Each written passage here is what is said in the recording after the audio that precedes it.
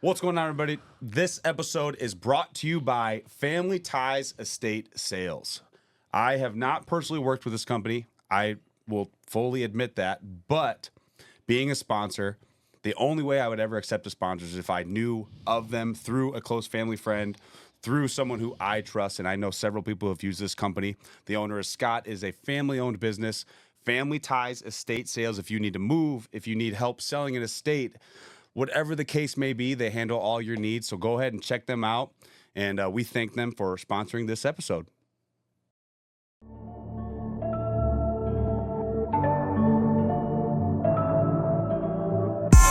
What is up, everybody? Welcome back to another episode of the Unpolished podcast. Today, we have, your title is State's Attorney. State's Attorney, yep, Mchenry County.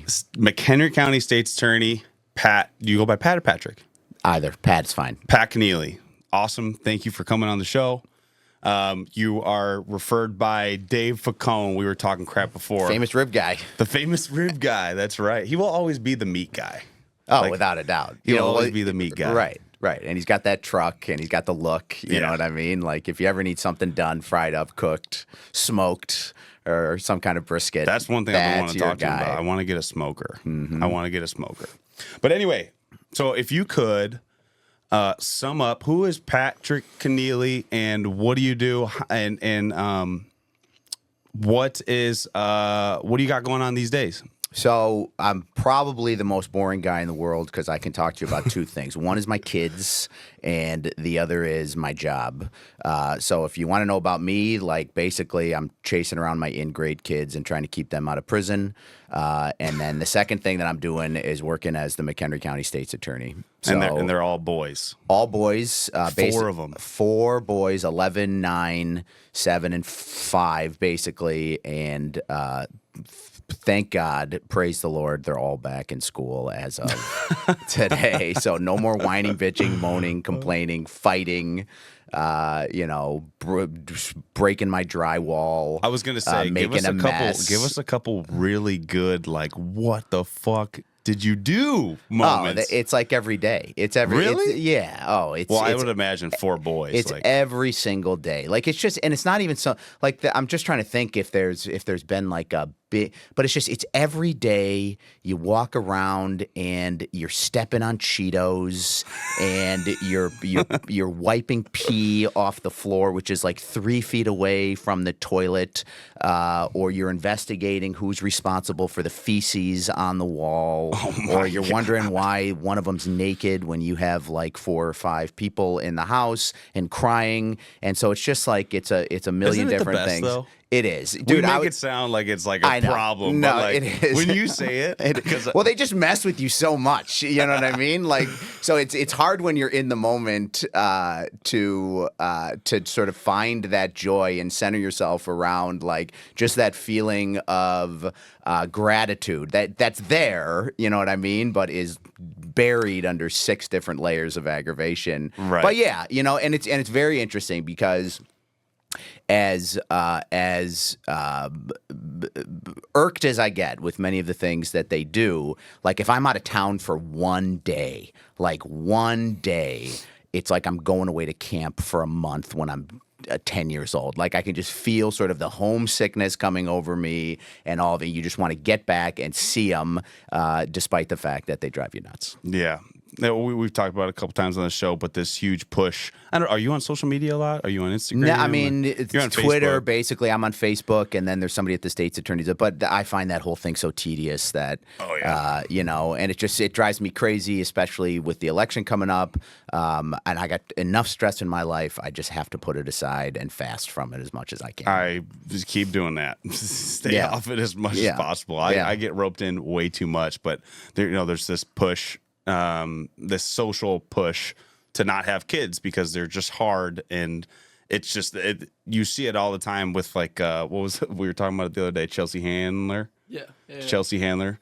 She a while back she made a video about how great it is not to have kids and you get to masturbate all day and you get to literally. Did you see this video? No. Oh man, it's hilarious. No, I find her disgusting, tedious, And I also would say that it's interesting because you have to and you know, a lot of them are trying to be glib and funny and get likes and clicks and say provocative things, which is one of the problems with social media. Is that is that there's just too much of a cost for normal people to actually express their opinions online, because they're going to get swarmed, or it's just going to get ignored because it's not sort of inflammatory enough to actually get anybody to pay attention to it. That's a great point. You just have to, you honestly have to, you got to pump them full of truth serum, and then you have to sit them down and you have to ask them, just explain to me, what better thing do you have to do with your time than raise children? And I guarantee that they will not have an answer to that, because they're like, what better thing? Like, seriously, what do you honestly have to do that's more important, more interesting, more fulfilling, more important to what it means to be a human being than to raise your kids? I will say, you know, as someone who you're deeper in than I am. You have your oldest is 11. Yeah. So I still remember, you know, not having kids. And I remember thinking, I've always wanted kids, but I remember not understanding even close to the capacity of love and just fulfillment that a kid gives you. Like, you see a father and daughter and you just see a father. Or, if you see a father and daughter, you just see a father and daughter. Now when I see a father and daughter, I see like this crazy bond and this level of protection and love and care and tenderness that, like, it's almost like I can put myself in their shoes, and I'm just like, oh God, I just want to protect. I look at kids, because I train kids. I look at kids as if they are my own now. Like, how would these parents want these kids to be trained and treated? Yeah, it's so. I remember when I had my first kid, and they have to like give them a little pinch to test their whatever K vitamins or what. I don't know if they give them the K vitamins or they pinch, but whatever. So she poked Patrick, who's my oldest, and this is the baby. This is when he was first born. Yeah. And I remember like making a fist and like almost wanting to get out of the chair. And I just remember saying to my wife as we were driving home, I'm like, it's weird. Like, this whole file in my head that I didn't know existed has now all of a sudden just like sort of opened up for me. And I have access to all of this knowledge and information and instincts that I never knew that I had, but was just lying dormant the whole time. And now that I have this kid, like, it's all accessible to me. And I know I have a sense of what to do. I have a sense of how to respond. I have a sense of how to react. And I have a profound need to protect this kid at all costs. And yeah, that definitely gets translated onto other kids. And some of the worst things that I see as the state's attorney, and it's only been compounded by the fact that I have kids, is when people do abuse their children. And you're right, because having a kid it's almost mystical. Like, you can't quite really put your finger on it, but you find yourself crying at commercials where, you know, like, parents and kids are having some. Like, you find yourself being far more emotional. You find yourself being far more caring. And I just think that's a deep ancient form of love that kids bring out of you. It's a truth that's inside you that you're able to recognize and not fully grasp, but able to interact with. I couldn't agree more, and you said that very, very beautifully. It's something you can't really explain. Yeah. Like you said, it's. I tell people, like, I like to make conversation training people. And the kids, I'm like, hey, you want to have kids? You're not one of those guys that like pretends to care what I'm doing for New Year's Eve and then is looking at his phone when I answer it.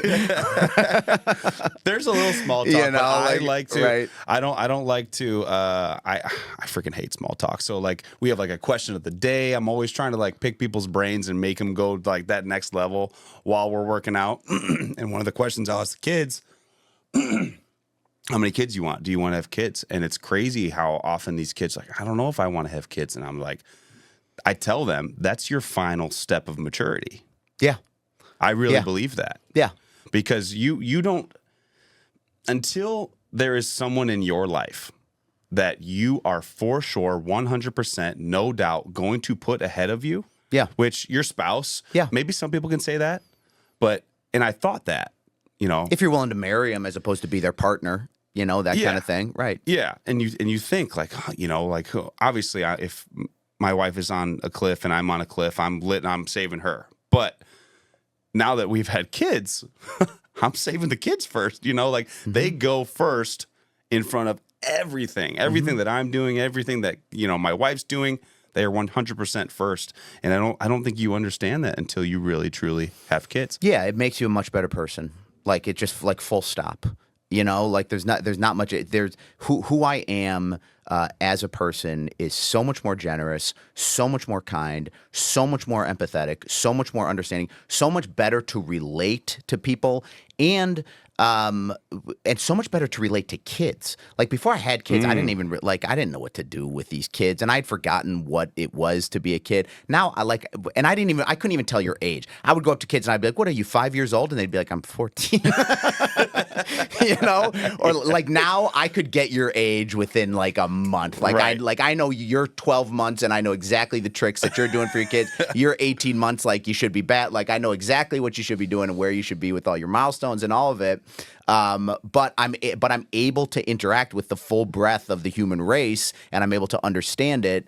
And yeah, like it changes you in a way that, and I think you put it perfectly, which is it fully matures you and it brings you fully to the person that that's there, but that kids bring out of you.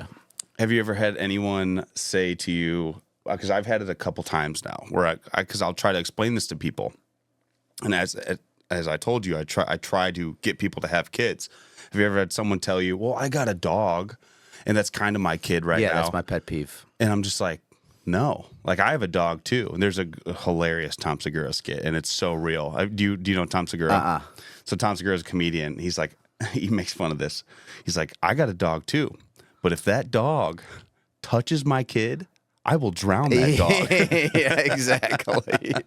It's so true, man. Well, that's like people like I'm gonna upset so many listeners out there, but the whole dog thing. It's like, it's enough already. It's the same thing I feel the same thing about fireworks. Like, it's enough already with the dog thing. A dog is not a surrogate child. Like, it's just not. And it's not a surrogate human. And I think about and if you have a dog, like, one of the things that a dog does is it's these affable little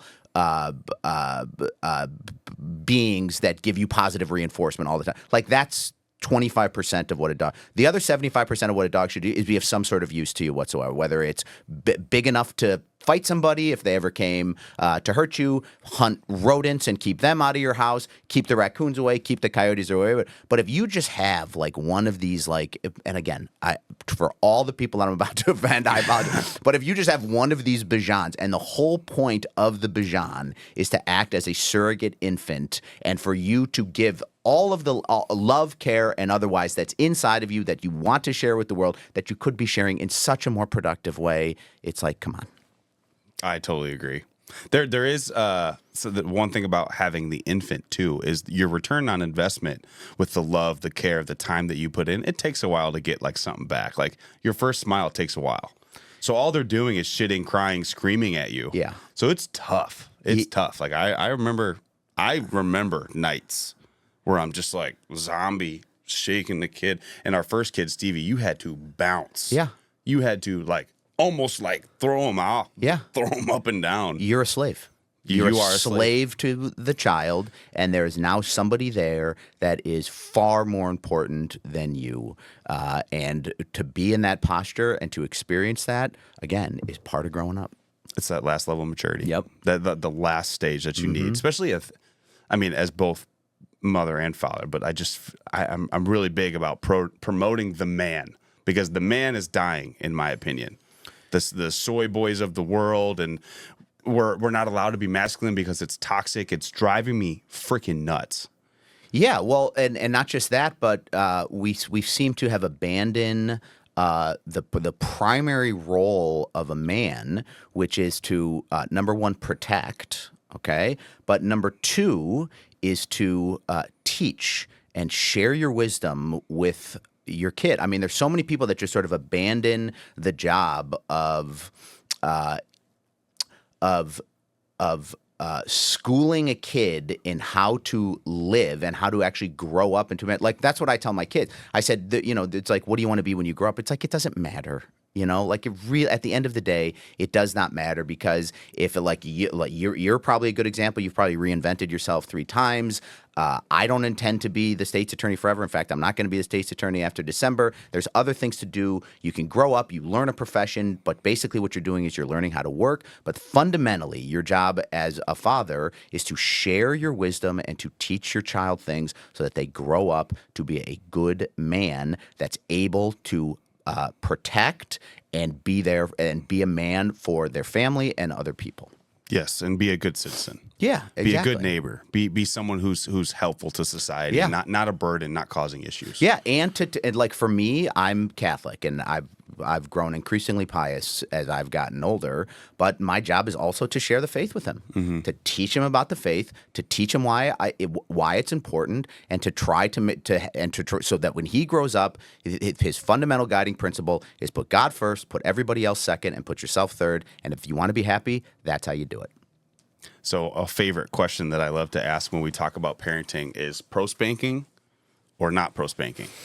I am not averse to it, okay? And to me, a little smack in the back of the head goes a long way. Like, you don't have to hurt them, and you certainly don't have to leave a mark. But especially in those situations where what is being done is intolerable, by virtue of the fact that it threatens their own well-being and their brother's well-being, letting them know that you're there and you're much bigger than them, and that's not going to be tolerated ever under any circumstances again, and having that get into their lizard brain with a little smack to the back of the head, like, that is something that works. So, for example, one of my kids give us a good one. So this is, you're playing baseball with the bats, and it's the same thing with playing golf. It's like the one thing that you can't do is swing the aluminum bat in and around your brother's head. Okay, and one of them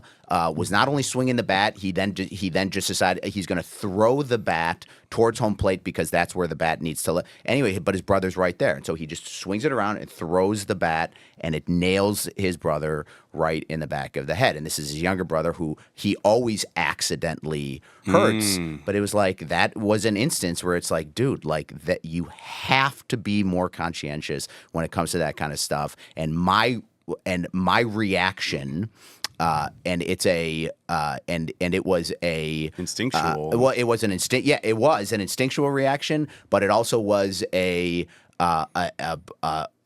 aggressive reaction. It lets him know that this is not like, hey, can you please stop saying this? Like, could you please, like, would you please, like, that goes in one ear, go and out to the other. Timeout for this. Like, it was a reaction that was like, this cannot happen again, kind of thing. Yeah, I probably would have overreacted, but maybe it's not an overreaction, because you could have just killed your brother. That's the reality of it. Or really hurt him. Yeah, and the thing that I always gauge is whether or not I'm parenting versus whether or not I'm reacting is, how do I feel inside? Because I have I have a dad face and a dad voice, and I can get myself where you think that I'm mad. Well, I'm not really mad. You know what I mean? But that's a tool now. That's once a tool. You do it once for real. Exactly. It's like a spank. Yeah. Once you do it once for real, you do a legit spank, not hurt the kid. Right. We're not trying to hurt the kid. No. We're just saying, hey, we're here and we're in charge. Right. Don't forget it. Right. And are you in control? Right. And are you in control of yourself? Right. That to me, that's the dividing line. Like, if you're going to spank your kid, are you actually truly inside upset? And spanking somebody as if you were reacting to somebody who had slapped you across the face in sort of this reflexive, angry way? Or are you in control of yourself, and are you spanking them with a rationale and a logic and a purpose and an ends behind it? Yeah, where is it coming from? Right. Is it coming from a appropriate place? Right. All right, awesome. I want to get into your law background. So, how did you know you wanted to be an attorney? No. My old man was an attorney, And so I wanted. I'm always embarrassed to say this, but I wanted to be a marine biologist. Why is that embarrassing? Because everybody, like, that's like It's the nerdy, of every, sure. yeah, nerdy, and like every sort of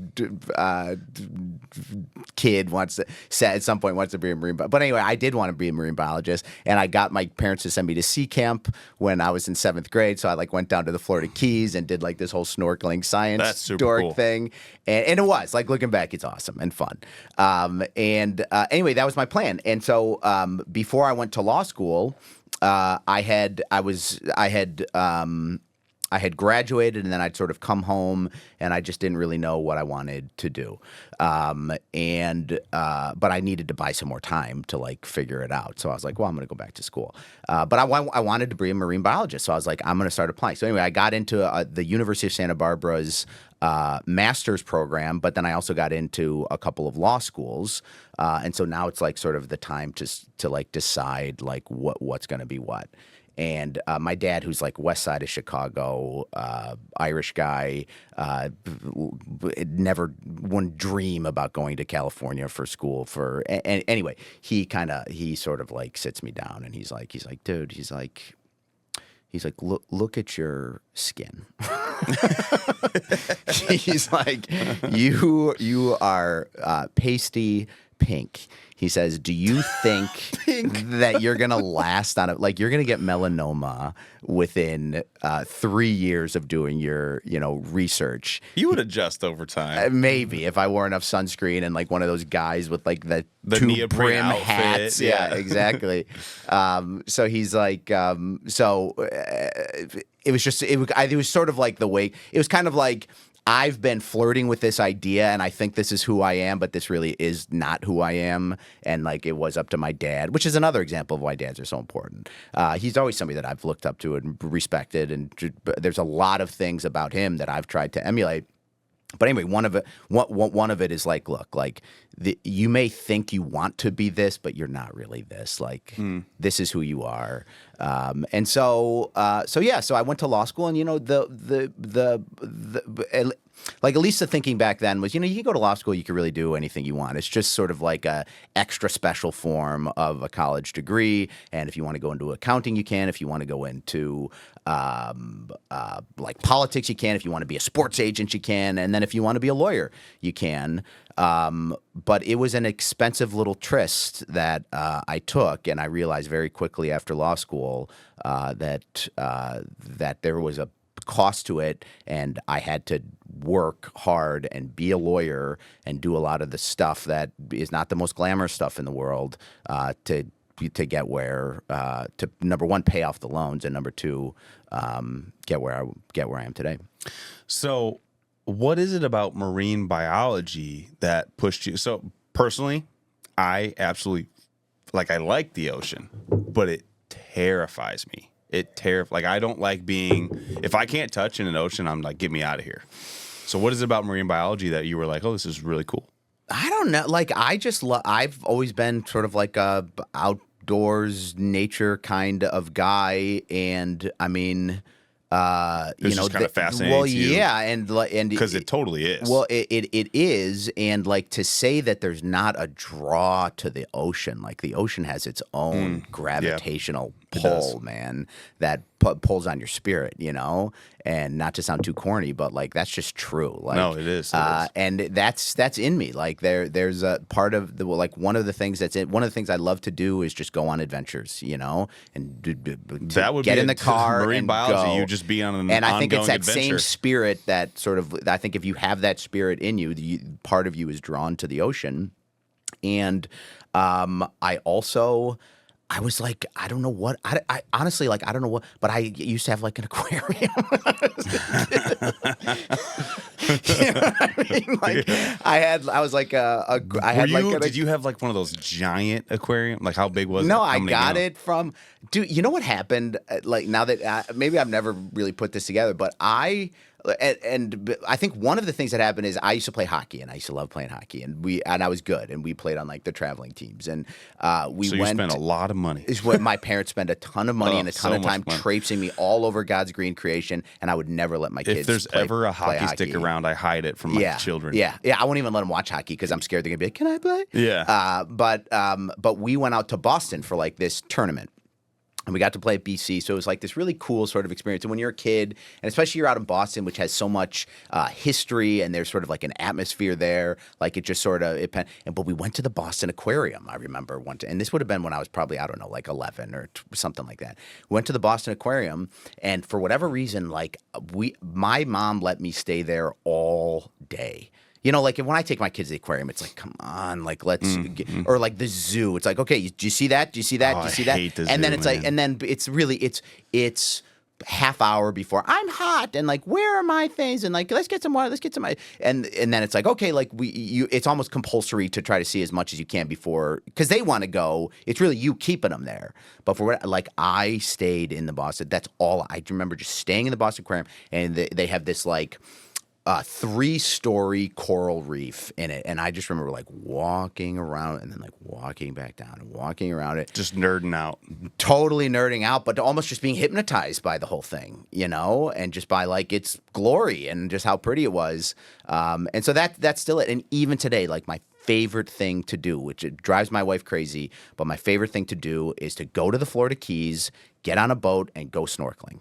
And like I take the longest trip, and I'm out there for. And if you just left me out there, like I'd be one of those people that would get left behind on the boat and eaten by sharks. But you know, at least I'd die happy. You know, I have a huge respect for the ocean. Actually, I have a really cool experience. It's my favorite one to tell with the ocean. We were snorkeling.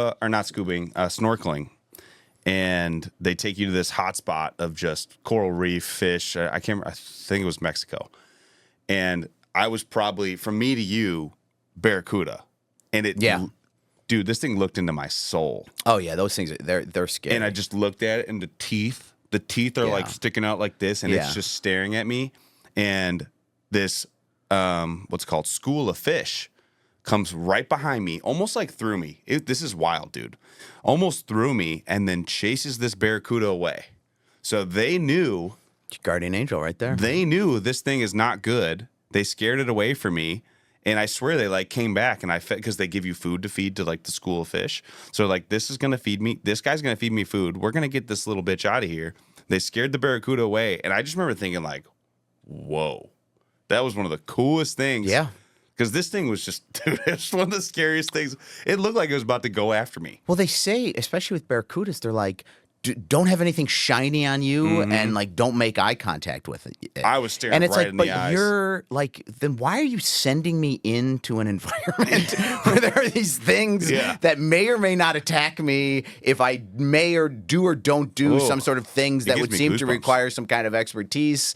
But yeah, like, it's not just that, it's those dead eyes too. Oh my That you're God, right. It's like crazy. the 10,000-yard stare. That's another, and it's interesting that you bring that up, because as I've gotten older, and I never had this fear before, but I have developed a little bit of phobia of sharks, and I even have like a Google alert for shark attacks, and we can talk about this too. But I think there's a global conspiracy to downplay the danger of sharks in the ocean. Oh, I really that's do. interesting. Why? Because- we'll touch on it real quick. We got a lot to get to, but let's touch on it really quick.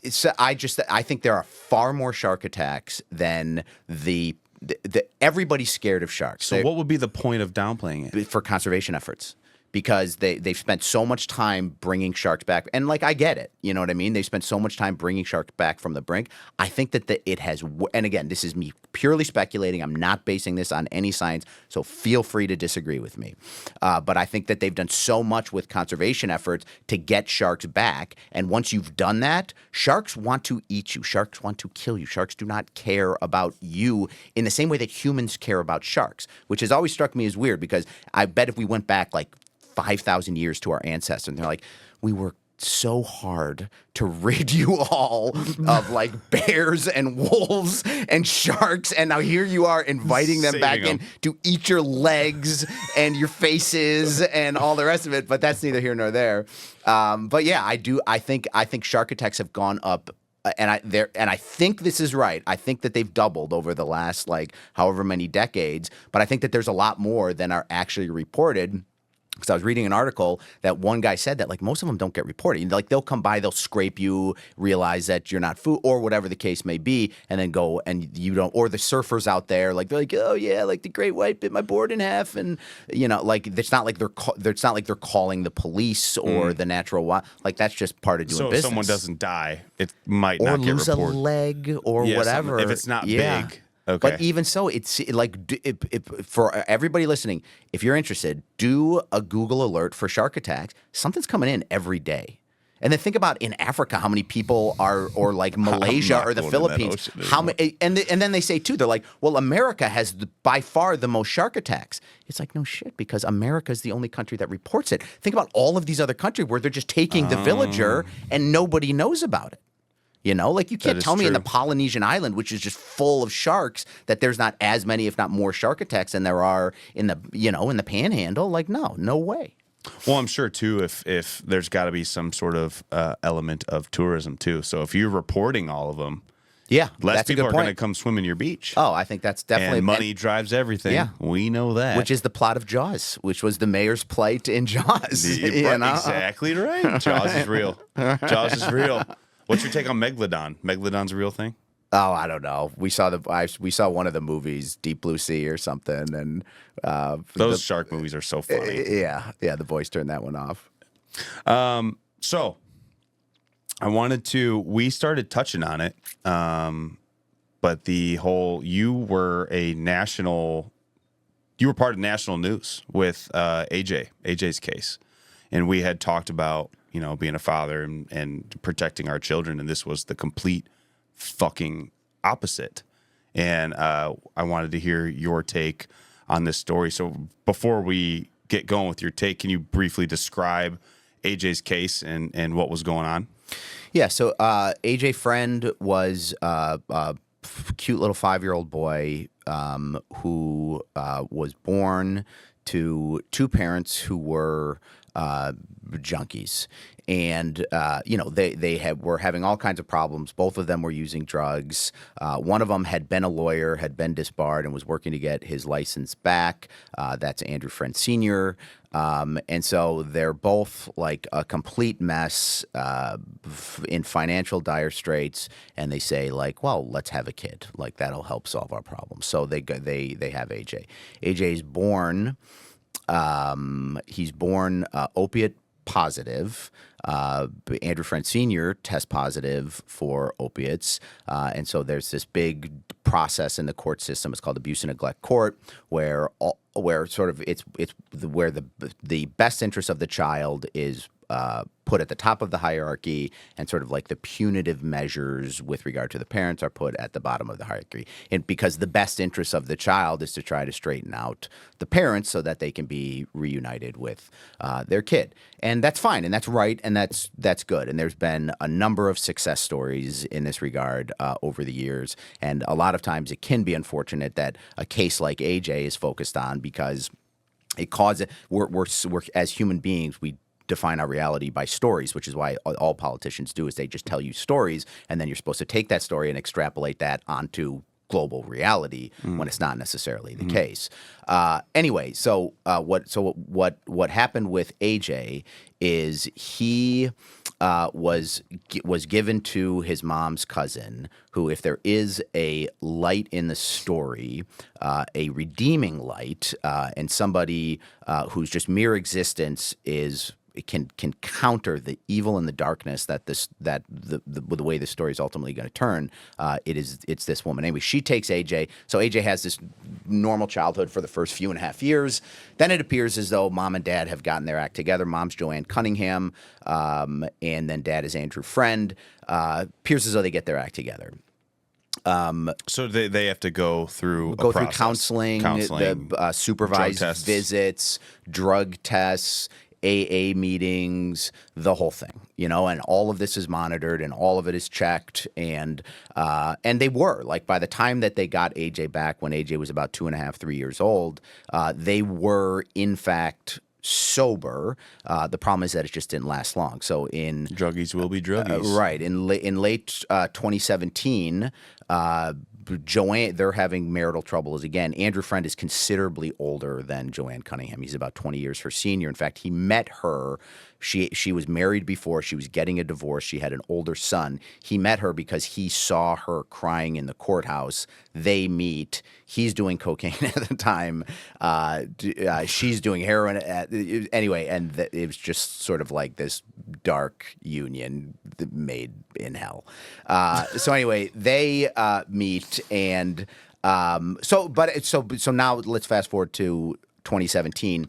She meets this guy named Daniel Nowicki, who face tattooed drug addict. So then she falls off the wagon. So now we're in 2018. She's using heroin. Andrew Freund has actually maintained his sobriety.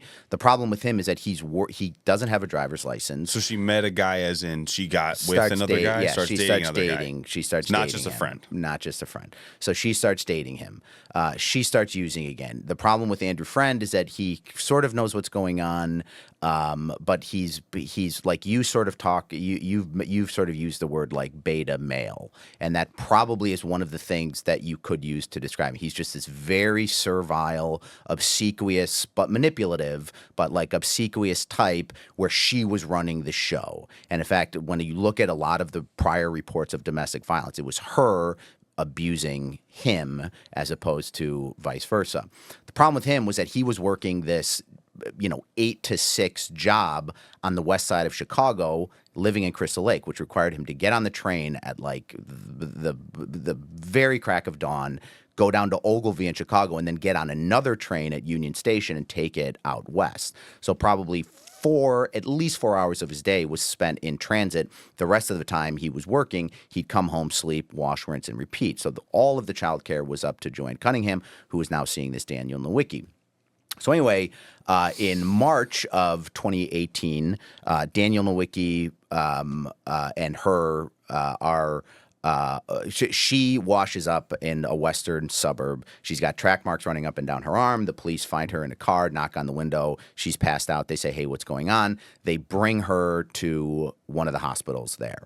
So, she refuses urine tests. She refuses to be treated. She's getting combative. She wants to anyway, they call Andrew Freund, who shows up with the 2 children, AJ and AJ's brother.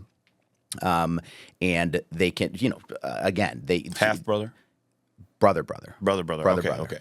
So he was 2.5 at the time. Okay. And this time AJ's 4.5, 5. Anyway, they see the shirt's on backward. They look dirty, unkempt. Andrew seems hectored, to say the least. But one of the social workers notices like this weird, strange bruising on AJ's forehead. So it's like, what's going on there? So they call DCFS. Now, DCFS is required within 24 hours to make contact with the alleged victim in any case of abuse. Well, DCFS in this case caught up with them 5 weeks later, okay, in the front yard of their house because they refused to return their phone calls and there wasn't a ton of follow through on the side of DCS. And they just convinced the DCFS agent that they're blithely living the suburban dream. And they close. She meets AJ. Joanne is a very manipulative and smart person. And so she meets the family. He's a lawyer. He can work his way around a conversation with DCFS. They convince them that everything's fine, nothing to see here. So that case is closed. In July of 2018, Joanne Cunningham again washes up, and this time she shows up at Sinai Hospital in Chicago, and she says that she wants to commit suicide and walk in front of a bus because she can't stop using heroin. And they ask her, how much are you using? And she says 12 bags every single day. They say, okay, well, we're going to commit you to our psych ward. So they commit her to the psych ward, and she gets kicked out the next day because she attacked an orderly. All right, so there's a Chicago police report filed. So now that police report exists, all right, for anybody to find as long as they run a background check. In August of 2018, They go to Joanne's house because she had called to say that her boyfriend, Daniel Nowicki, who was living in Andrew Friend Sr.'s home, was there. And he had stolen all her Suboxone. And if you are read in on sort of some of the things that they're doing now, the medication-assisted treatment, which we can talk about is another problem, but they give you Suboxone as opposed to you going to the methadone clinic. So it's basically over-the-counter form of methadone. So she had stolen all his Suboxone, and they were like, okay, so the police are asking her, they're like, okay, well, what did you do last night? She goes, I don't really remember. We went out for a walk, and next thing I remember, I passed out in bed. So obviously she was using drugs. No effort really to check on the kids. Okay, now we come to December of 2018. December of 2018, she calls Crystal Lake Police from the Taco Bell in Crystal Lake, and she says, hey, I'm calling to report a theft. My boyfriend, Daniel Nowicki, who is living in the home who's my paramour and living in the home that I share with my husband, so it's already kind of like, what? He stole my Suboxone. Again, so now it's the exact same phone call. So police show up when they get to the Taco Bell. Remember, it's December. The kids are in the house. No, AJ and his brother were there in the car in nothing but their pull-ups and a T-shirt in the middle of December.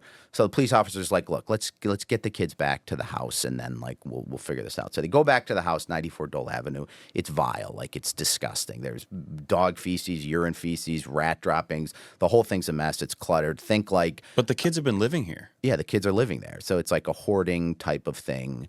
So all these months are going by. Yeah. DCFS did their check. And the kids are living in this situation while she's making calls to the police about this Daniel Nowicki living there and stealing stuff. Yes. And so now what the fuck? So now in December, DCFS gets involved again. But while the police are there, so they go back to the house, AJ comes in and they're like, and he's reaching for some fries, and they see this bruise above his hip.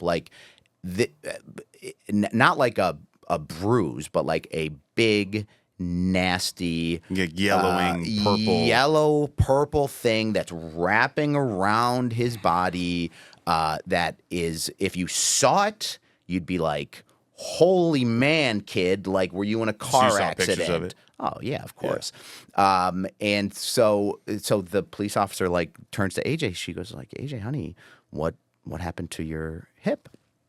And before AJ can answer, Joanne Cunningham interjects, and she says, oh, AJ, the dog did that to you, right? Lucy, which is this 12-year-old boxer dog in the house. There's no way that the dog could have done it. It's not in the shape of a paw print. There's no scratches, nothing. It looks like somebody beat him with a belt. It looks like these looping injuries, which are consistent with the belt.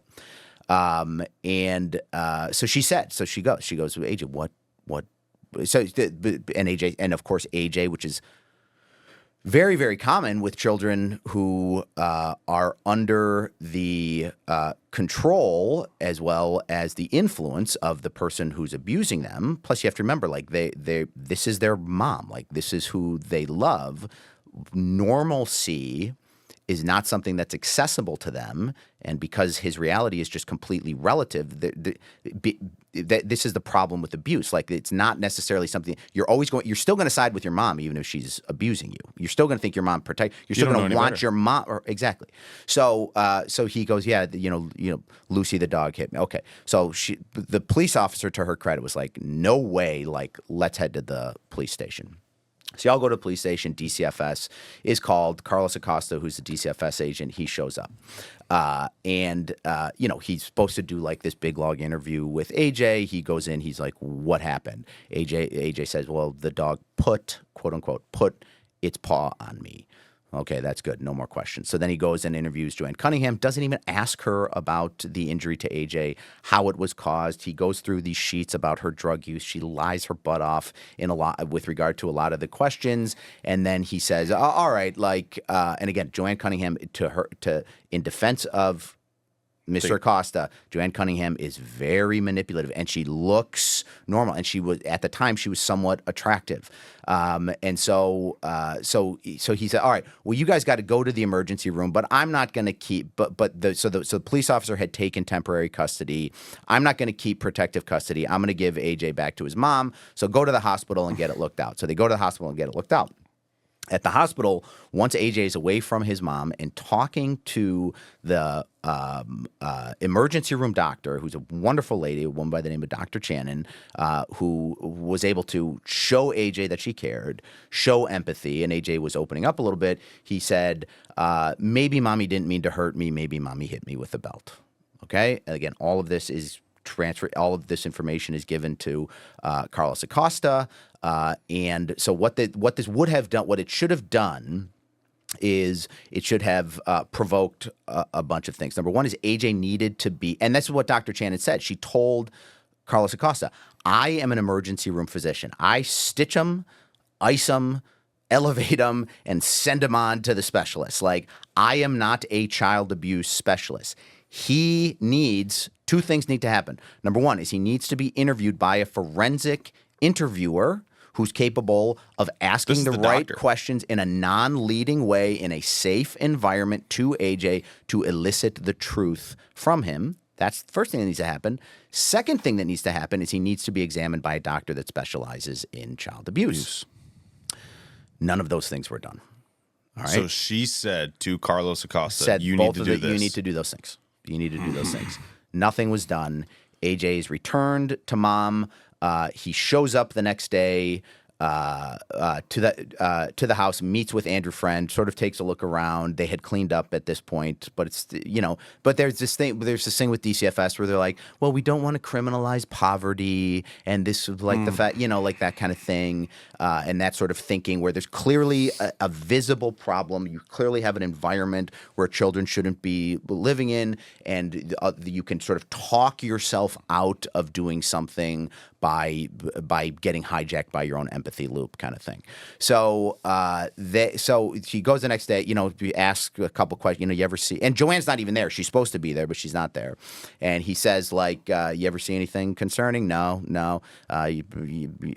Kids safe? Like, how do you discipline them? All, mostly verbal commands and timeouts, and sometimes we'll resort to a spanking, but not really. Okay, like nothing to say. So that's it. Nothing to see here. Case closed. AJ, buddy, good luck, but we made sure that you're in good hands. So we were able to find, and this was a little bit of investigative work by the state's attorney's office as well as with the Crystal Lake Police Department, but we were able to find these pictures and videos which just sort of give you a glimpse into AJ's life over the next 4 months before he was killed by Joanne Cunningham, where he is suffering forms of verbal and physical abuse that the only word that I can use to describe it is demonic. Like it goes beyond any like sort of clinical psychological language that you may want to use with respect to like personality disorder or whatever. Like the only way you could do it is just complete black demonic evil that he had to endure.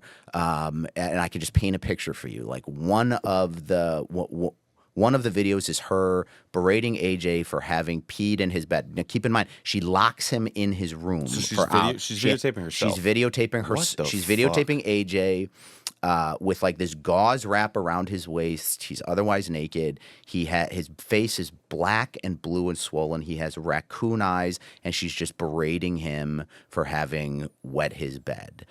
Despite the fact that she will not let him out of his room, and probably is not like, other than taking her Suboxone, sitting on the couch and talking to her boyfriend Daniel Nowicki, who at this point is in jail on drug charges. She's probably doing no form of parenting whatsoever.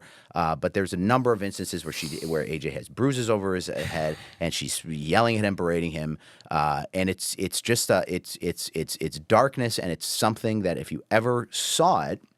And we've been very reticent to show the public to it because of privacy concerns with respect to AJ, but also because these things will haunt you for the rest of your life. April 19th of 2019, AJ has hidden underwear that he has wet in his closet.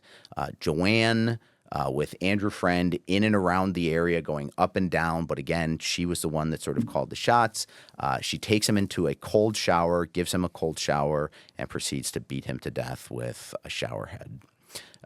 And AJ is wobbly, and they put him to bed. And at some point in that night, freezing cold, he succumbs to an anoxic brain injury, which is his brain had swollen so big that it could no longer sort of be encased by his cranium, lack of oxygen, and AJ dies.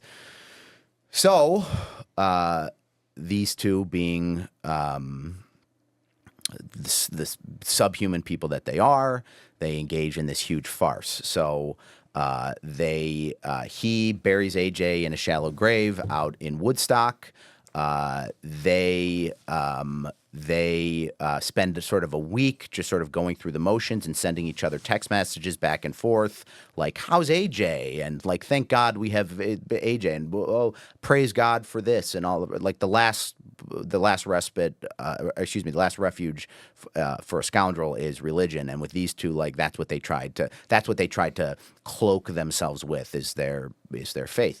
And but they created this trail because they knew that somebody was going to look. And then on the day that they were ready, they call the police and they say, we woke up this morning and AJ was gone. And they were like performative in their lie. One of them went to the gas station, was like, have you seen a little kid? One of them went to the local school and was like, did you see a little kid walk by, and all the rest of it. But so the FBI was involved, and she would not. We initially thought it was Andrew Freund. Like, we initially were like, well, it's probably Andrew Freund. Like, that is most consistent with what sort of we've seen in the past. Where Andrew Freund is upset about the fact that we sort of put together we thought there might be a motive. Andrew Freund has sort of put together this motive because he's upset about her relationship with Daniel Nowicki, and whatever, he takes it out on the kid that she's trying to protect. But like, the truth was the opposite. The dark heart in this case was Miss Cunningham, it wasn't until we did a subpoena for her. She tried to delete all those videos, we did a subpoena for the cloud backup, and after going through like a ton of different stuff, like, bam, there, when we pressed play. And when you saw her and you heard her just cruel voice and saw what she was doing, it was like light bulb, like, oh, it's her. And we ultimately got Andrew to cooperate and to somewhat tell the truth about what happened, although he continued to cover for her for much of in fact, for the entire time. We still don't have an exact full account of what happened. A lot of it is just sort of piecing it together in terms of what the pathology report showed. He has, if you look at little AJ, he had an imprint of the shower head, like, right in his forehead, as well as you could just sort of take a look at the injuries to kind of get a sense of what he had to endure. But like, an actual narrative account of what happened that night is still lacking because Andrew Freund and Joanne just haven't really fully disclosed, and I don't expect that they ever will.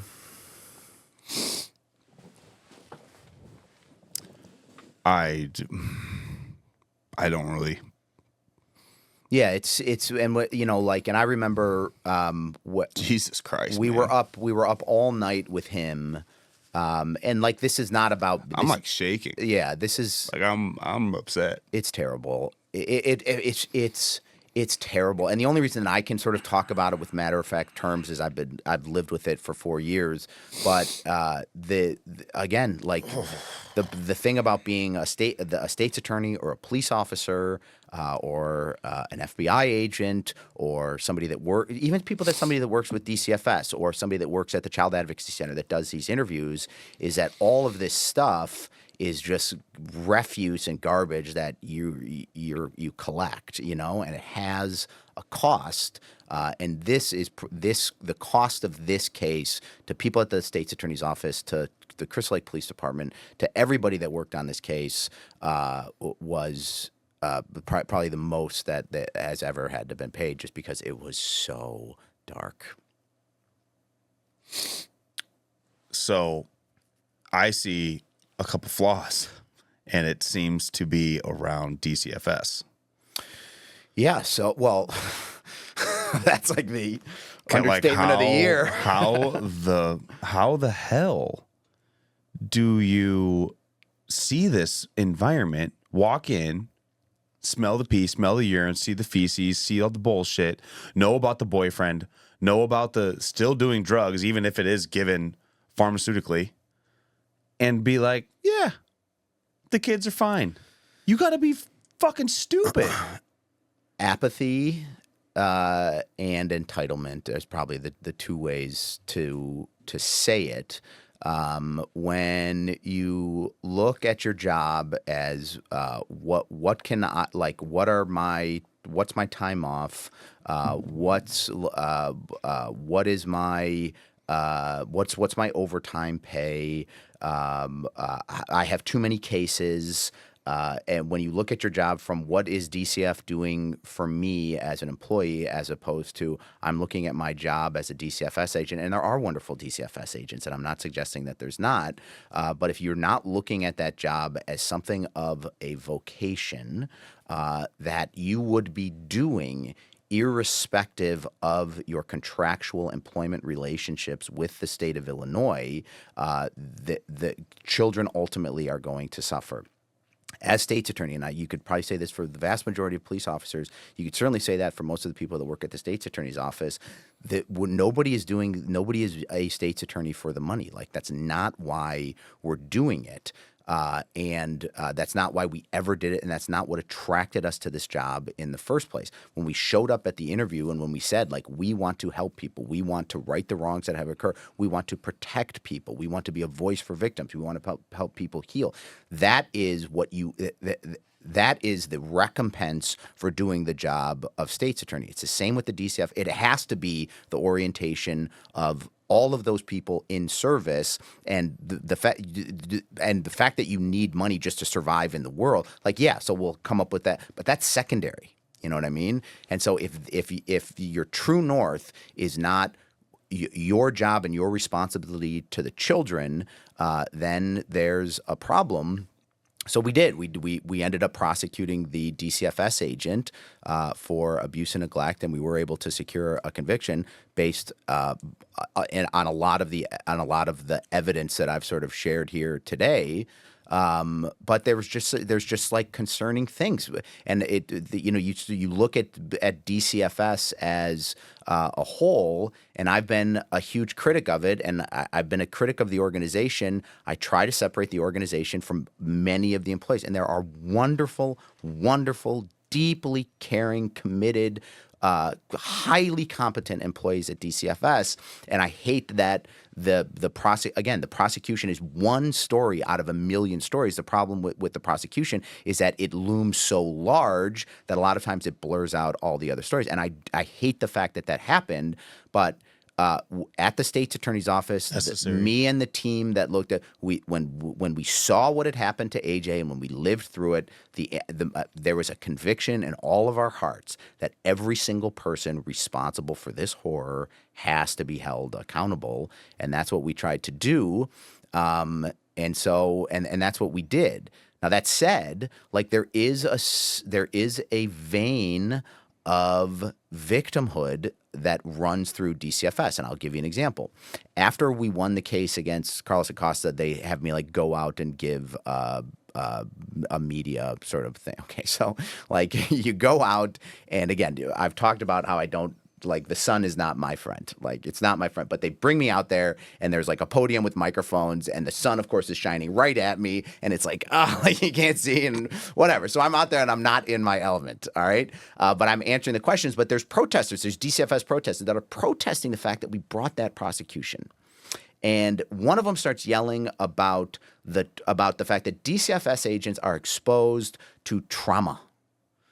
And all of the trauma that DCF had that nobody cares about. And I'm just thinking to myself, like, how tone deaf you have to be where you're testifying outside a case where the victim died of blunt force trauma. 5 years old. 5 years old, and you're talking about your job as the trauma you endure as a DCFS agent. And here's the thing, like, at the end of the day, like, we want DCFS agents that meet the criteria that I talked about. But if it being a DCFS agent is too much for you, where you start talking about your own trauma as opposed to the trauma of the children who are in abusive and neglectful environments, where you are in your mindset is way off, man. And you need to get another job. Like, you need to get another line of, you need a brand new profession. Because I don't want to hear about your trauma. I don't care about your trauma. I care about the trauma of I do care about your trauma, but again, on the hierarchy of trauma that I care about, I care significantly more about the trauma of the kid who is actually enduring real trauma than I do about you appropriating this new psychological therapeutic word trauma to try to overemphasize the difficulty and aggravation you face on a job. That's crazy. That's just insane. Yeah. I can't even. I wish I didn't have any kids at the time, and I remember hearing about it, and it was one of those things where I would avoid putting myself into that situation because it did make me upset to the level at which it would today. Not even close. But I didn't like talking about it. I wanted to support AJ in my own way, but I didn't like going in it, around it, or near it. I don't even understand how you would look at these videos and like the emotions had to just. It kills you. Yeah, it does. But again, like this thing is not about me, and this thing is always about AJ. And again, any difficulty that I endured, or the staff at the state's attorney's office, or the police, like that's not the story. That can't be the story. The story has to be what this sweet, and he was brave, man. Like he would stand up to her, and because AJ had a sense of what normalcy was because of the first 2 years of his life, and that was big cousin. Yeah, that was a big point of contention between him and AJ. He knew something, that this is not right, and you could see on those videos that he would push back against her, who was this person that just loomed so large and imprisoned him. Like AJ had no friends. He wasn't going to daycare, hadn't been seen by a doctor. That's another thing with the DC. So they were like, so the last thing that Carlos Acosta did was check with the doctor. So he was like, all right, let me I'm sure everything's fine, but let me just call and check with the doctor. And he just you could just almost see he wants to close this file out. He wants to just put a bow on it and be like, yeah. And so he calls the doctor, and the doctor's like, no, I don't have any concerns with regard to AJ. I just haven't seen him in 2.5 years. Oh my God. Yeah. So you can almost see him being like, it doesn't matter, Oh my okay, God. fine, whatever. So, yeah, but he wasn't. There was no daycare, no friends. There was a padlock on his door, and he would. I know. Carlos saw this? No,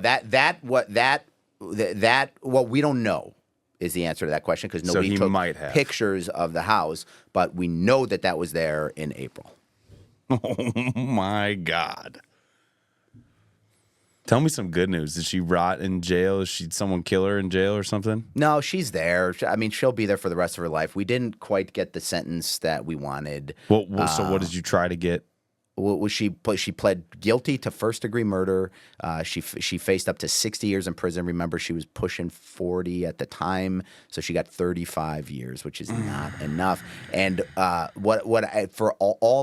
many of the people, and again, as a Catholic, I'm conflicted on the death penalty. Like, if you ask Pat Keneally, the death penalty is like the most obvious thing in the world. People who do horrific, horrible things that cost other people their lives and devastate every single person that loved that person, whose lives that you cost, you have forfeited your right to live. Like, it just seems so obvious and proportional. Life for life.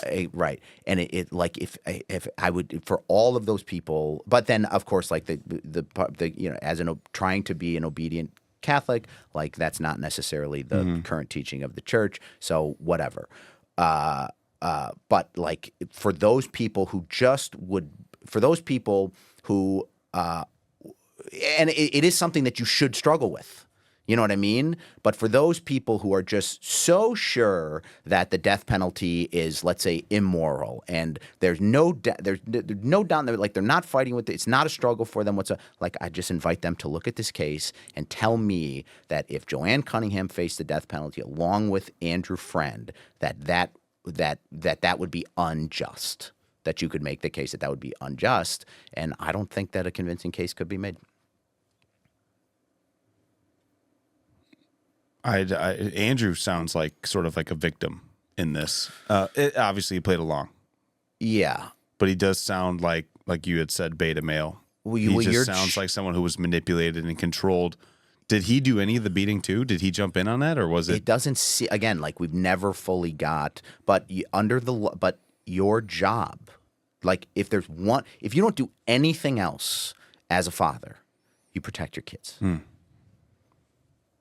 That's it.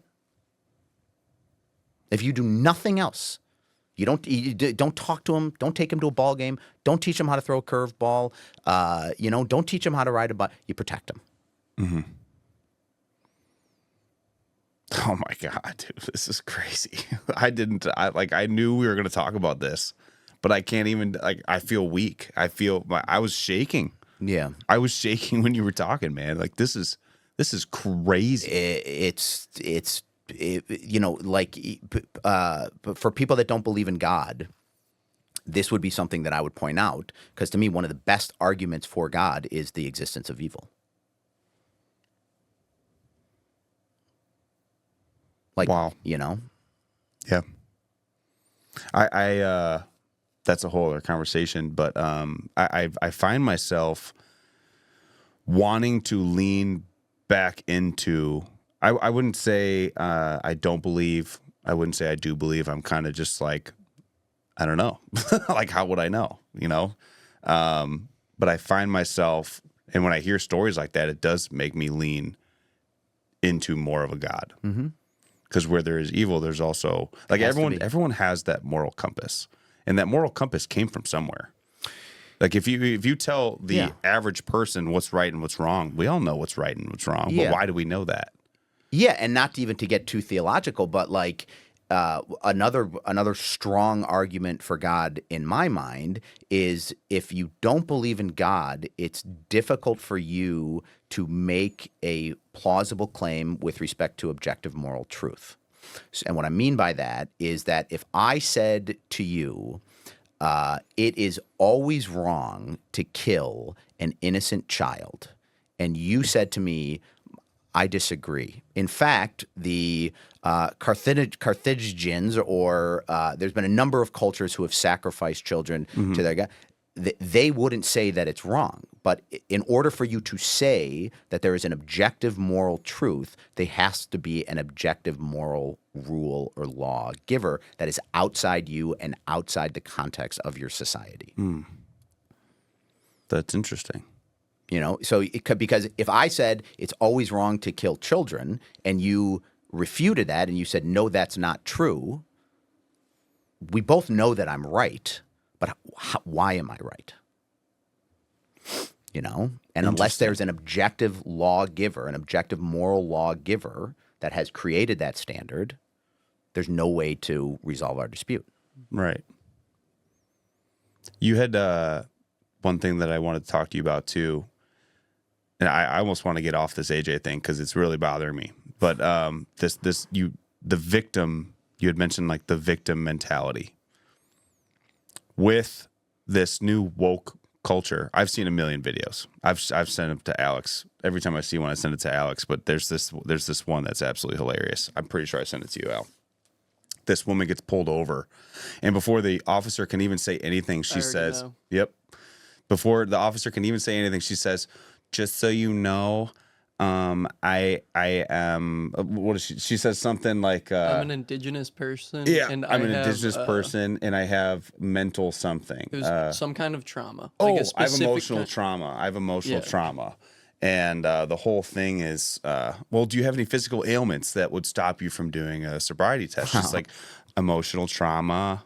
And I feel really threatened right now by your presence. And anyways, what I'm getting at is this woke culture and this victim mentality has really created this opportunity for people to weasel out of shit, to pretend that they have a real problem, when really it's just, in my opinion, this made up imaginary bullshit where you get an opportunity to say, I'm a victim.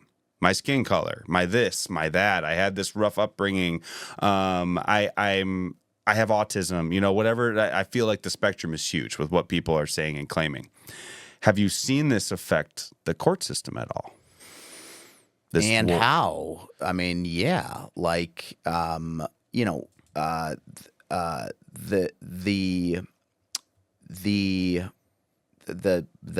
shrinkers have taken over essentially the court. Like the criminal justice system is a pseudo criminal, pseudo psychological complex where people who profess to be able to explain the interior emotional world, their view, which is dubious at best and arrived at strange forms of consensus, which you just have to look at the DSM, has primacy. And in addition to that, there's a number of reasons why we punish people. All right. The first and probably the thing that probably most, if you ask, especially in the state of Illinois, where it probably tracks left, if you ask, like, well, like, why do we punish? Think so? Yeah, right. Well, it's not as much as you think. It's probably 55-45, but it feels like it, especially living in the collars and in and around Chicago. But if you were like, okay, like why do we punish people? Well, the first thing somebody says is like, well, rehabilitation. Like we want to rehab you. Right. And if the criminal justice system has proved anything since the 1930s, when sociologists and psychologists first showed up on the scene and began like really trying to engineer rehabilitation among people who are convicted, is that we are the worst possible institution to try to rehabilitate anybody for any reason. And the amount of money that we have spent trying to rehabilitate people is insane. And I don't mean to say that rehabilitation is not possible, but it's not possible, and it is not prudent in the way that they think that they're doing it, which is, I am going to show empathy to you. By virtue of the fact that I am showing empathy to you, you will be receptive to said empathy. It will create these warm stirrings in your heart and in your mind, and then you will project empathy back towards me, and then you will project empathy back towards the world. That is not how it works, and nor should the criminal justice system be in the business of changing people's hearts. That's not what we should be doing. All right. So yes, there is rehabilitation, but rehabilitation comes with holding people accountable. And this is what I mean. If you go to the people who may be able to help you with your drug problem, or who may be able to help you with your alcohol problem that's caused you to get into trouble, because alcohol is upstream of 75% of all the crimes that are committed. Drug abuse is upstream of 40% of all the crimes that occur in Mchenry County. Okay. They'll say that why the person came to see me is because their wife was threatening to leave them, close to losing their job, or they got a criminal case. All right? So, like, the worst thing that you can do to somebody who has like, and then you also have to, like, really think about the criminal, like, think about going into Walmart right now, you, and who you are as a person, and based on your identity. Think about picking up 6 cartons of menthol cigarettes and running out of the store with them. Like, think about how many norms in your own mind that would violate. You know what I mean? Mm-hmm. Like, it's unthinkable that I would do that. Mm-hmm. It's insane to even think that I would believe that I was entitled to walk into a store, pick something up, and run out. So, like, you're not. The mentality that you have is different. So far gone. It is very different from the mentality. And sure, you can be a lot of different things. People are very complicated, and you can be one thing at this moment and another thing at this moment. And I'm not saying that you can't, but the fact that that's inside of you, and that's even a possibility, means that we have some serious growing up needs to be done. Some serious maturity needs to be done. Some serious rewiring needs to be done. Okay. All right. So the way that you do that is by holding people strictly accountable for what they have done. And what the other thing that you'll find is that if you are willing to steal 6 cartons of menthol, say, or Camel Wides, or a flat screen TV, or whatever the case may be, you are willing to lie to me.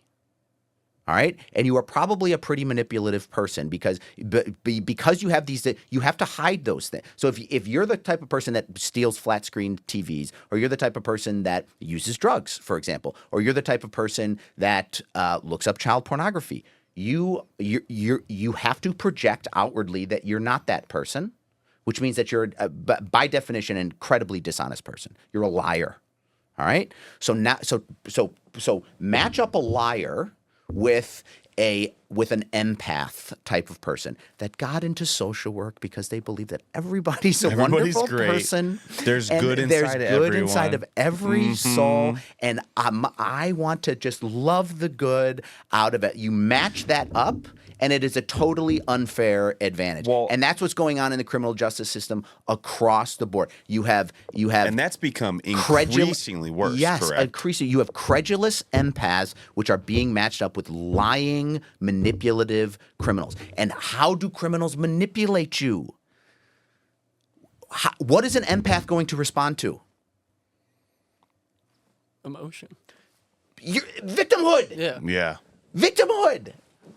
Dude, you're gonna pull the strings. Why did you shoot 6 rounds into a car that you knew was? Well, my dad, like when I was growing up, and I caught the disease of heroin use, and you know what I mean? And that is the ongoing matchup that we see. And when we have a criminal justice system which prioritizes above all else rehabilitation as opposed to everything else that's going, as opposed to all the other reasons why we do it, one is retribution. Okay, like if you openly murder somebody and the response to that murder is cut in half or is probation or whatever, that is a societal message that what you it's kind of okay what you just did. Exactly. And that's how we get, and think about, if you want to, think about cannabis. Think about how people's attitudes changed prior to cannabis being legal and after cannabis being legal. Now it means nothing. It's almost as if it was never wrong in the first place or never a crime.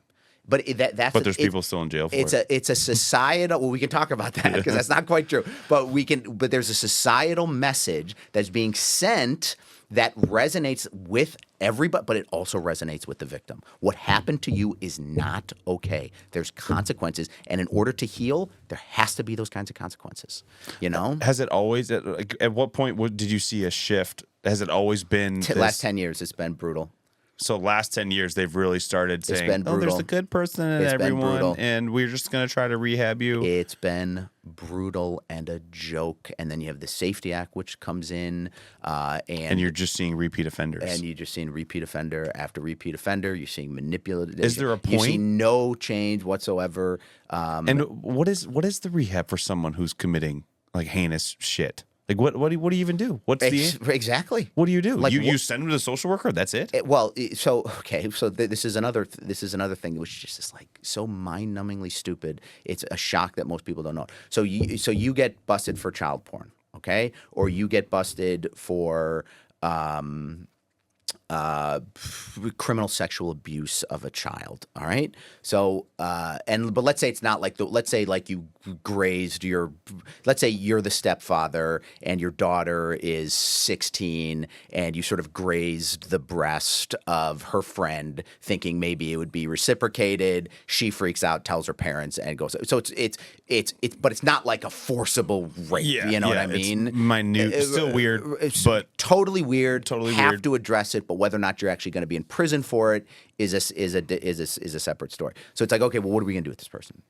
So they're like, well, let's have them get a sexual abuse evaluation and score their danger. Okay, so the questionnaire is basically it's basically you and me. I'm the evaluator. You're sitting. And I'm asking you questions okay, about the level of, you know what the answer needs to be. You know what you need to say. Exactly. Everyone knows what you need to say. And it's the same with the substance abuse. It's like, this person has been busted for, we have somebody who's busted with like possession of heroin.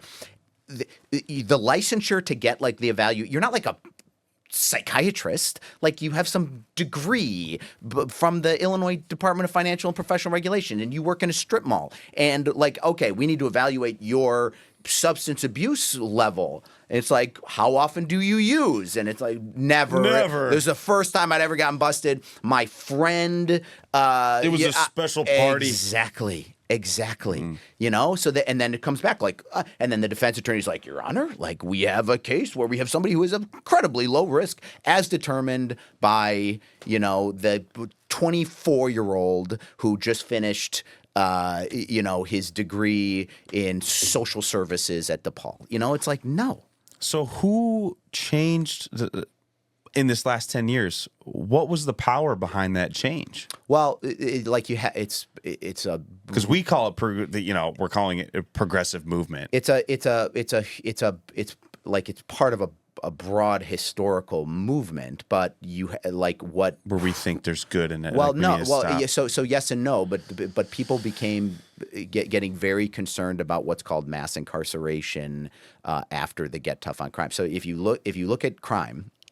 This is interesting, but if you look at sort of like crime and what causes crime and how is crime go? Okay, so in crime in the late 1960s, like, it began to skyrocket. In fact, between the late 1960s and about 2000, up thereabouts, it doubled. All right, and this was when there was all these moral panics in New York City and Chicago about the kids being shot for the Jordans. There was the crack epidemic.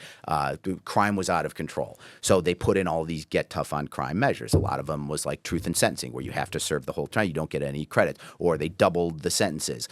Clinton did the crime bill in the 1990s, where he put 100 police on the street, all the rest of it. It worked.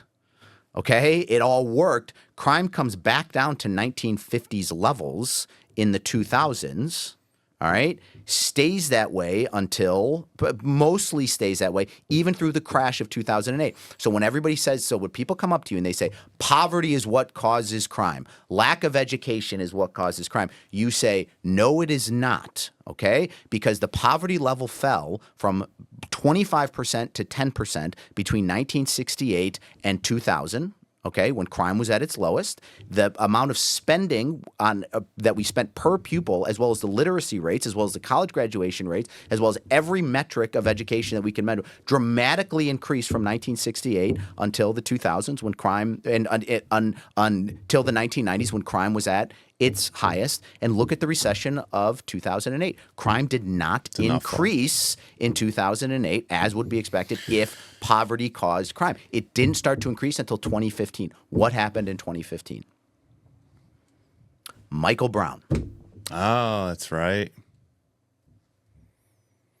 I think some solid spankings and some strong fathers would go a very, very long way. Yeah, I mean, like it's true in one sense, and it's not true in like the reason you're a law-abiding, the reason us three are all law-abiding citizens is because we've accepted a set of norms and precepts which we've internalized and that we agree with and that we recognize. Where did all of that come from? Well, much of that came from your parents, your upbringing, your school, and the values that you had. There's always going to be a very small group of sociopaths that it doesn't matter what you do to them, they're always gonna they're gonna be deviant, right? They very small. But when you're talking about like the murder rate in Chicago, for example. One of the explanations for that is that when you get into your teenage, and much of it is occurring between, much of the murders, people being murdered are between the ages of 15 and 25. And one of the reasons why that's happening is because once you get into Mark Twain made a good, which is when I was 15, I didn't think my old man knew anything. By the time I was 21, I was shocked at how much he had learned. When you're 15, that is when a strong male authority, that's what you want in your life, and if it's not there, one of the things that you're going to cling to is other strong male authority figures who just also happen to be in a gang or Older kids, and bad that's who's going to influences. influence your behavior. And so there are just so many people, by virtue of the fact that they did not have a father, are clinging to surrogate fathers that are taking them down the wrong path, and so many lives being ruined. If there isn't going to be an actual father, well, then to a certain extent, the state has to step in and be a surrogate father, and and it's hard. Like, these are all hard questions, but one of the things that the state has to do is look, if you can't comport yourself in a way that is eminently reasonable, you can't be hanging out around us. That's just how it is. Just a heads up, we're at hour 20. Okay. It's 12:08 if you have to be anywhere. I gotta leave at 12:30 if that's okay. Yeah, it's totally fine. No, you have to stay. Actually, this is going to. I am. I have a stupid simple approach. It's simple in the idea. It's going to be very difficult to implement, but when you go to Chicago and there's this huge rise in crime, which there's absolutely a rise in crime, whether anyone wants to pretend there is or isn't. But I have so many friends I've heard in the last week, 2 weeks of just getting mugged, getting robbed. My in buddy, Chicago he was or near Chicago? Yeah, I was leaving a bar drunk, and just 5 dudes were like, "Hey, get in this car. We're gonna beat the shit out of you." So we got in the car, and they're like, "All right, give me your phone, give me your wallet," and they just dump him. And he's like, "I was hammered." No phone, no wallet, no keys, just sitting here. Oh my God! It's actually interesting. So there was, if you go back to July 4th, there was over 100 people shot in the city of Chicago. I saw that. And so then all of sort of the luminaries in the state of Illinois, so Pritzker and Welch and Senator Harmon and Brandon Johnson, that Brandon guy. Johnson. Yeah, that guy. Oh God, this guy. I saw this guy spending $30,000 a year on his haircuts. Yeah. So they all show up. They show up at this steakhouse. All right. And they showed up to thank the business community for giving them $100 million to do these violence interruption programs, which is so you're a citizen and you're a resident who lives in Maywood, okay, or you're a resident that lives west side of Chicago area, which is just being riveted with violence. All right, and you're like, okay, guys, what are we gonna do? What's the plan to help me? So, and it's not just gangbangers getting shot. This is indiscriminate shooting into. There was a little kid that got killed. McDonald's drive-thru. Exactly. So you and me talk about AJ Freund. There's a little kid, 6-year-old kid that got shot. Nobody knows his name. No, AJ Freund is national. There's not a single kid that knows. Okay. Anyway, that's neither here nor there. So it's all right, guys. What are we going to do? And they're like, all right, well, here's the plan, okay? We're going to spend – we're not going to budget this in the Illinois budget because we don't have that money and we're spending it on too much other nonsense. But thanks to the business community, which was shut down in 2020 and forced them to board up, who are operating under a form of Stockholm Syndrome, we're going to get them to give us $100 million for violence interrupter program. And here's what we're going to – what you guys are going to love this. Here's what we're going to do. We're going to send ex-gangbangers in to go talk to vicious killers and ask them not to kill people. So what was this? Where can I see this? It's on the Chicago Tribune. And if you go to the National Review, I actually wrote an article on it. So that's the plan. That's the plan, guys. We're going to get ex-cons to go in and talk to murderers and try to reason with the murderers. And it's just obvious. Right. And I'm just thinking to myself, and they were at this downtown steakhouse because the business community did it. So they had a really sorry. Yeah. They're at this downtown steakhouse. So because the business community wants to do it right. And I'm thinking to myself, if 100 people had gotten shot at outside your fancy loop steakhouse, I guarantee you the answer would not be violence interrupter program. That would not be the answer. So these are your citizens. These are your constituents. Like, what else do you have to do in the state of Illinois other than prevent massacre after massacre occurring on the west and south side of Chicago every single year in the most predictable possible way? What other policy is more important than that? So, to go along with that, I mean, you're seeing an increase in these headlines, and we talked about social media with the shock aspect, right? So I don't know any specific numbers, but it sure seems like there's a lot of headlines with illegal immigrants being involved with crime. Have you seen that increase too? Do you deal with that at all? We haven't seen it. There hasn't been a ton of illegal immigration that's in this been area, super visible in McHenry County. Okay. I think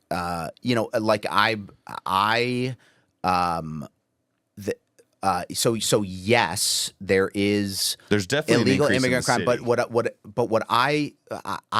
So the long and the short of the answer is I don't know. Mm-hmm. One of the suspicions that I have is that people on the right, and I'm a Republican and I'm conservative, but is that people on the right are using illegal immigrant crime in a similar way, especially the most heinous and gruesome, in a similar way to the way the left was using police shootings in 2015 through 2020 to push an agenda. Now, because it's visceral and it's convincing. Now, obviously, illegal immigration is horrible. What they've done with the border is a complete disaster.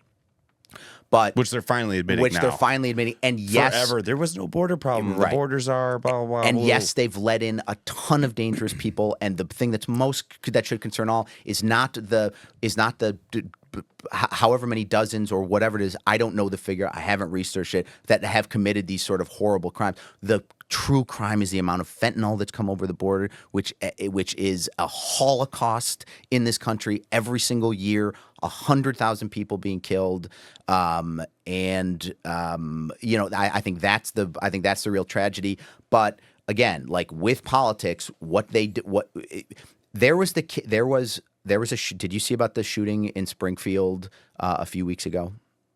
I did not. Did you? So you should look up the story. There was a white police officer who went to respond to the call of a mentally. Yes. Okay. Yes. Okay. Yeah.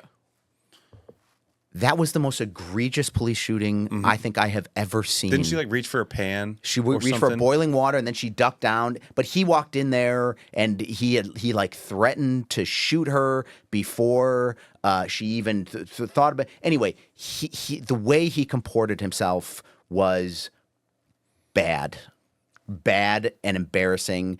But why aren't we talking about that?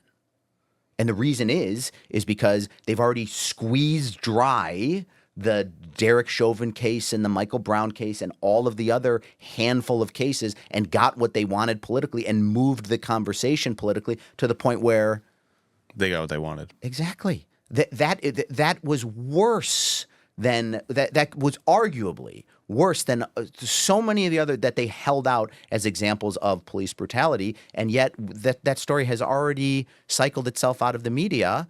And so if you're ever like, am I being manipulated by the police in terms of their publication bias? Not the police, in terms of the press, in terms of their publication bias. Yeah, not the police. You absolutely 100% are. Oh my God, yeah. Look at George Floyd. George Floyd was high on meth. He had a crazy history of drug use. He held a gun to a pregnant woman, and we made him this martyr. Yeah, and it's still like you can say but forget George Floyd. Like Derek Chauvin effed up. Like we can agree. We can. Oh, totally. Okay. Totally. Yeah. But okay. But why is Derek Chauvin the face of law enforcement? Like, how did that happen? How did the murder of a man in Minneapolis cause the Safety Act in Illinois and categorical changes to the criminal justice system around the country? Why isn't it enough to prosecute Derek Chauvin for murder and hold him accountable there, but not project his indifference threw the gas onto all of police officers? It just does.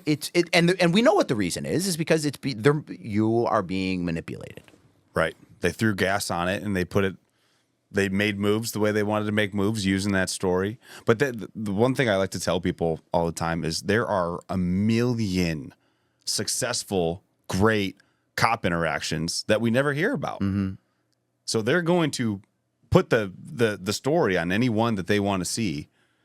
Yeah, and it's really interesting because if you went back to 2020, and they did this study, and I'm gonna butcher it, but it's something like this. I'm paraphrasing, and this is not gonna be. If you just sort of ask the average person, like, how many unarmed African Americans do you think police shoot every single year? The answer would have been like 1,000 or like 10,000 or what. And the reality is, it was like 9.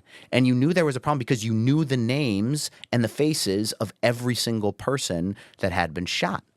Do we ever talk about how many police officers are shot each year? Do we ever talk about why police officers are get so spun up in these types of interactions by virtue of the fact that they face real danger in a self-sacrificing way every single day they go out? Do we ever talk about that? Do we ever have that conversation? You're right. Do we ever talk about the police officer doing the dance-off with the kids on the corner or showing up to the school with presents for kids that don't, No, you know what I those mean? never Or make any saving news. the choking baby, or while we're running this way at some obscene horror, they're all going that way. Like, think about the worst, most gruesome, terrible thing that you could ever encounter living in the United States.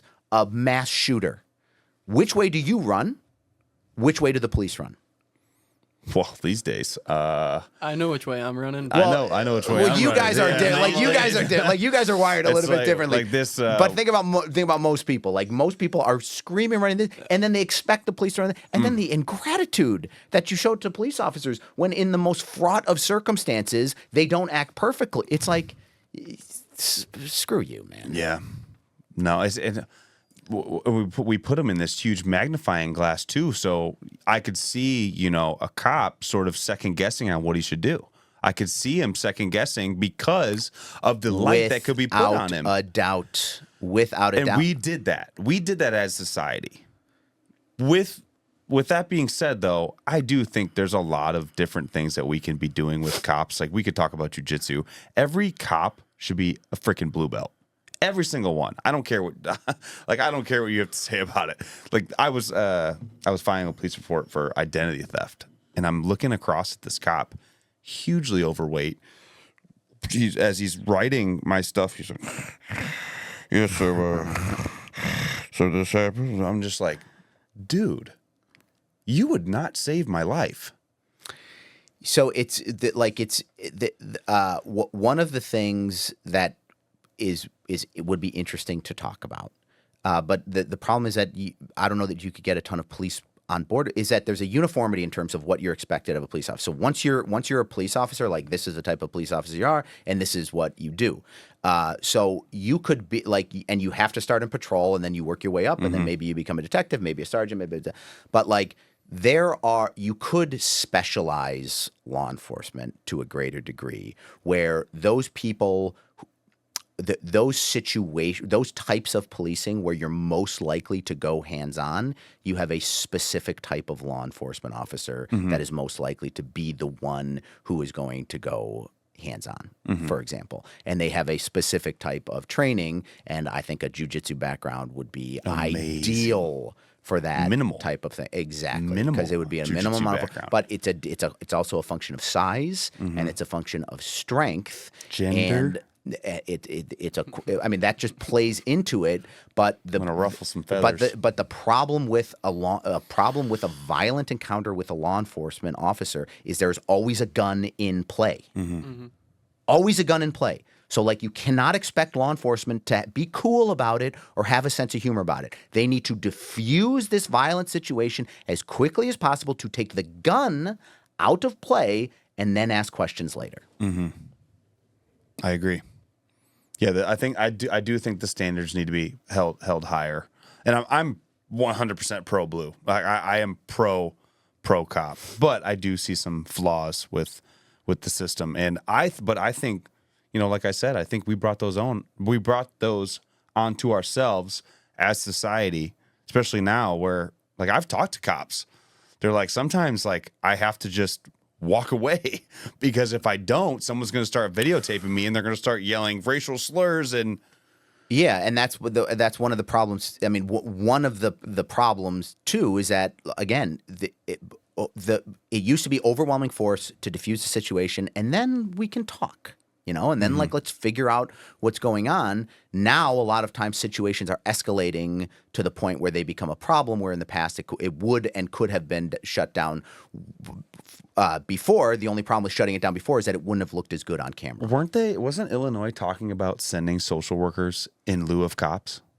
Well, Wasn't that a thing for a while? So that's a big ongoing discussion about like if there's a person with a knife nationwide. Yeah, and the first person we're going to send is a social worker. But like some of the loudest opponents to that are social workers. Good. Good. Right. But of course, some are also in favor of that too. But that's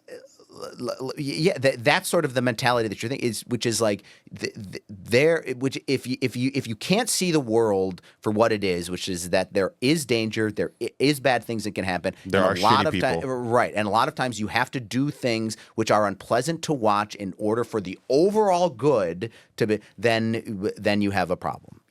If you're just constantly idealizing and utopizing and thinking about let me dream and about that's what they say. They reimagine the criminal justice system. So let me dream a little bit about how this would be great. And it's like you have to see that there's trade-offs with things. So if you want to send a social worker in, all right, you have to understand that a mentally ill person can be very, very dangerous. In fact, if you look at the McHenry County murders between 2009 and 2020, almost half of them were committed by people with one of three disorders: schizophrenia, schizoaffective disorder, bipolar with psychotic symptoms.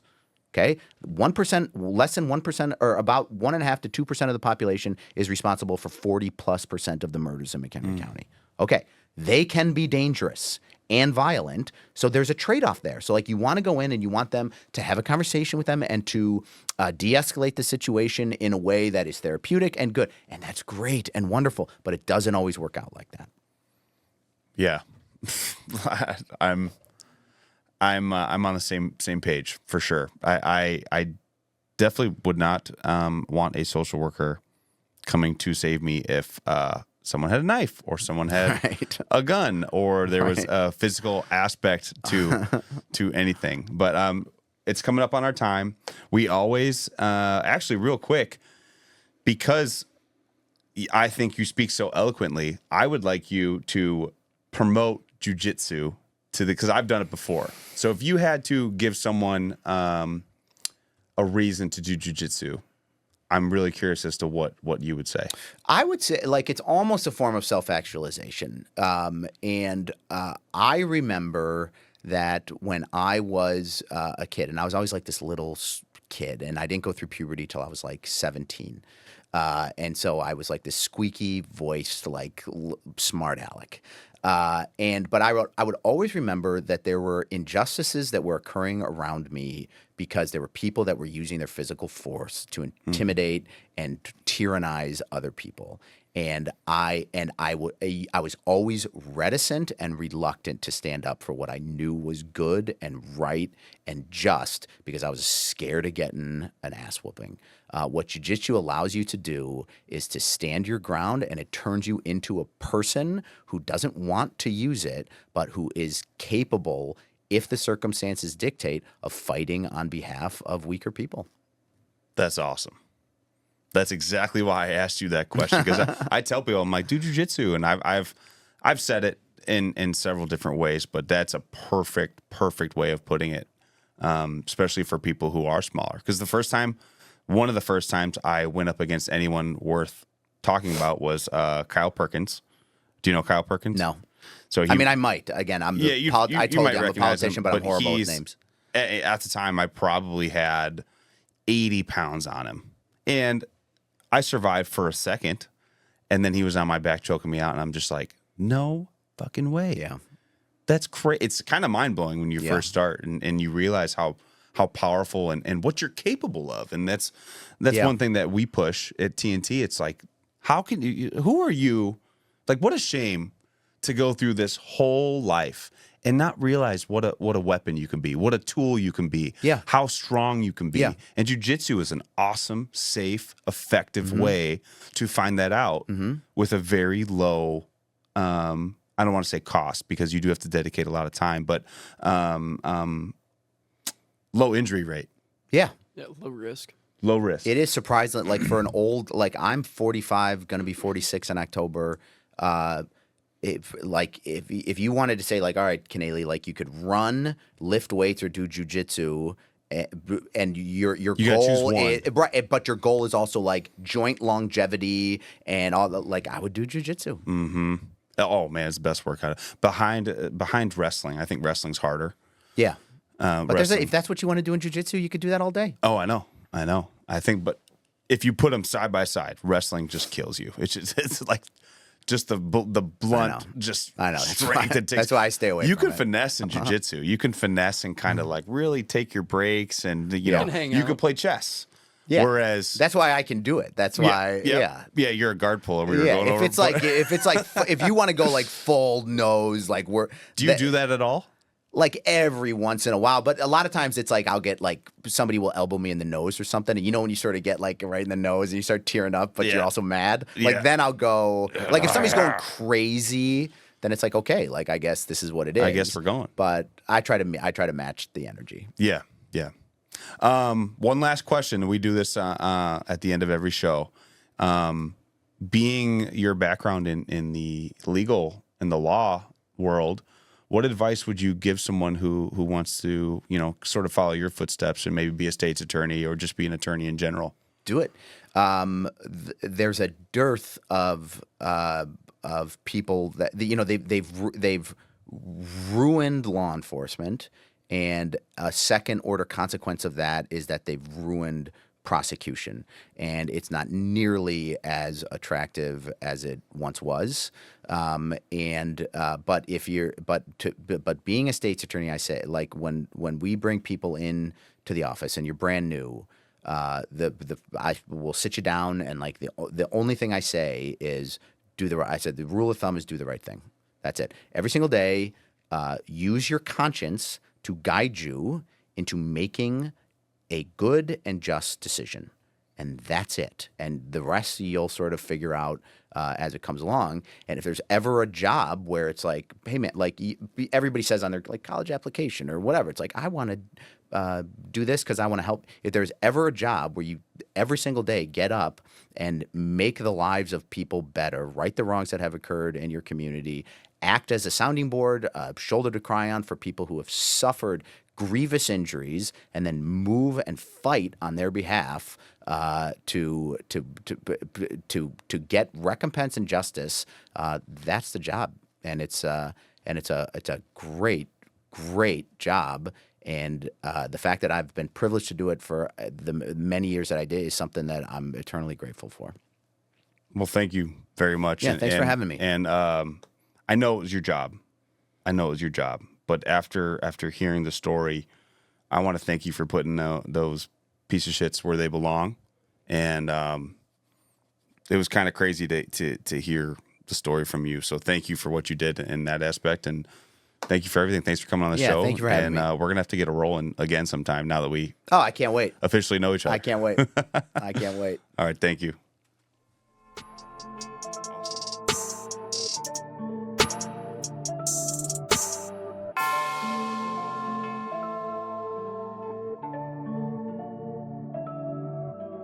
Ha ha ha ha!